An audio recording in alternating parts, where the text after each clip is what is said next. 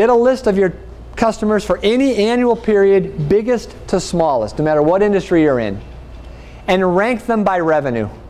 Rank them by revenue, biggest customer to the smallest customer. So say you've got 1,000 customers.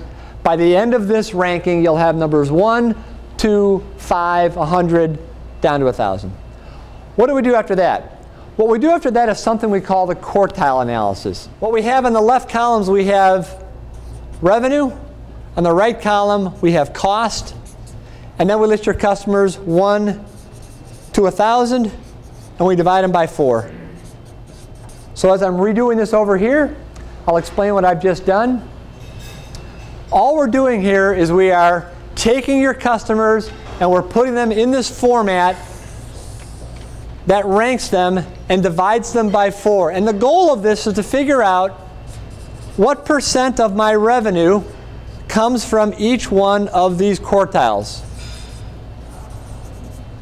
So, if you believe 80-20, what % of your revenue should come from your top 200 customers in this example? 80. So if I go down to 250 customers, should I have more or less than 80? Should have more, right? Should have more. And you do. What you have is you have 89. What's left? Well, what is left? 11. Anybody see this is Spinal Tap? 11. 11. Among what % of your customer base? 75%. Guess how that's broken down? 89,731. If you go back and do this today, that's what you'll find your business is. Your business is broken down 89,731. We believe it so much it's on the back of our business card. People hate being told that my business is not different.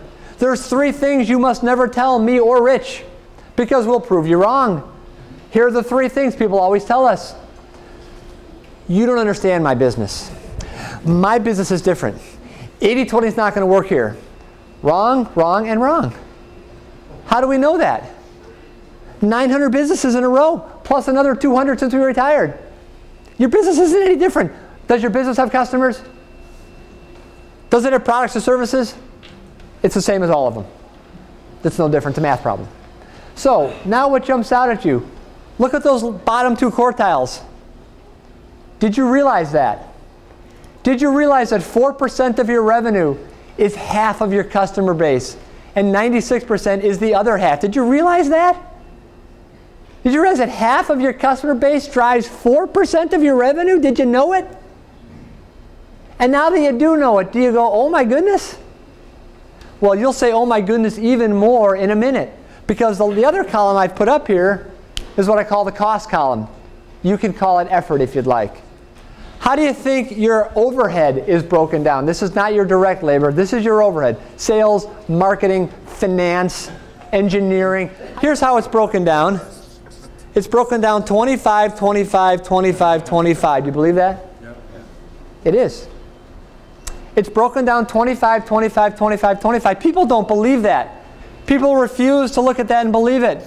How can that be, Joe? How can it be that I'm spending just as much on my small customers as I am on my big customers? That can't be the case. Let's talk about that for a second. I'll give you one reason why I can prove that it is.